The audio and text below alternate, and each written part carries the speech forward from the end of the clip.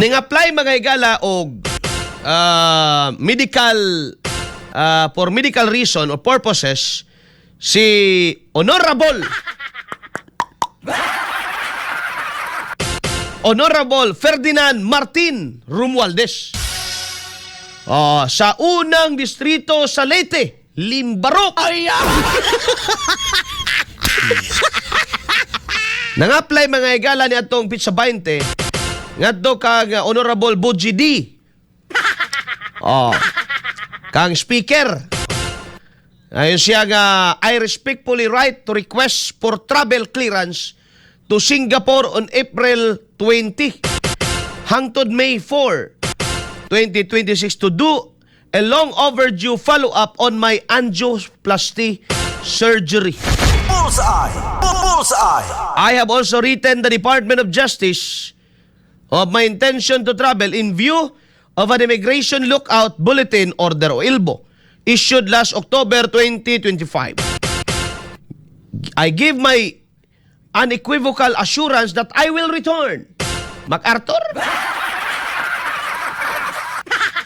to the Philippines immediately upon completion of my medical engagement and remain accessible for any urgent legislative matters during this period. Thank you for your understanding and support. Respectfully, nagmamahal, Martin. Karon, wa tugtibay, wa gitugta ni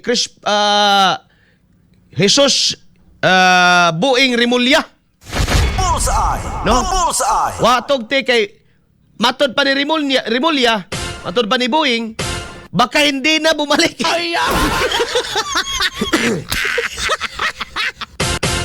Kamo, may iso, ano sabay masulti ninyo nini? Dapat ba siyang tugtan? No? Grabe po ng pa-Singapore. Na Singapore dia sa, ano? Na Singapore dia sa Santa Maria, Trento, Agusan del Sur. Diya na lang ka. Napoy sa Loreto po. Gamay ra kay gasto. Gikag Leyte paingon og Mindanao murag mabaylan ra dira kaagi Surigao. Pwede ra kay sa moadto pag Singapore magastuhan pa ka. Bisa pa tag moingon taga imuha ng kwarta. Pero kani mga higala sa Manila makaingon taga ano man ang tao sa gobyerno pagka napasangin lang na gani may galag nalambigit nas korupsyon mga kaigsuunan. Mga sakit na dayon. No? Ngano man mga higala nga basta gani malambigit na muandar naman ang mga balatian. Kana ba tinuod mga higala nga sakit o sagol na sa nang gaba-gaba unsa ba? Mayo kay nakahuna-hunang ombudsman karon nga lisod sa dig ato ning palakawon unya already na bumalik matagbaw tag pangita.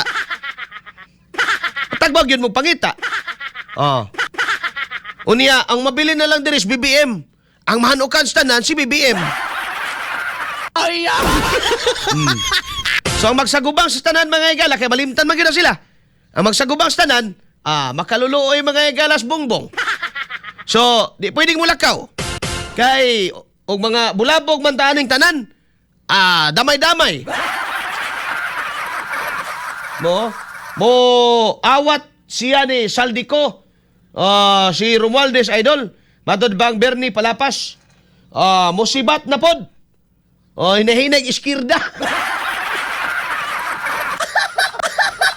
Ha? Basing inom niya may gala ba nga, pagkawa ba ni mo'y konsiderasyon niya ang kurman? Medical ba yan ang ihang panginahanglanon? Dapat makatao ka. Makatao sa inyong garal. Bullseye! Bullseye! Di gid ko uyon anang kanabitaw mga higalang dunay mga balatian igo ra magpa-check up mga to pag Amerika. No? Nya mga magbabalaod. But pasabot wa jud mo kapanday balaod nga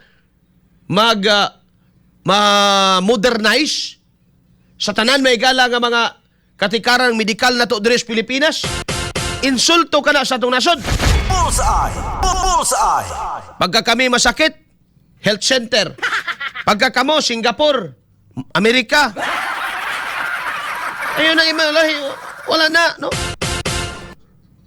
Si Saldico bitaw, anggi pasagil may gala kay masakit na po siya.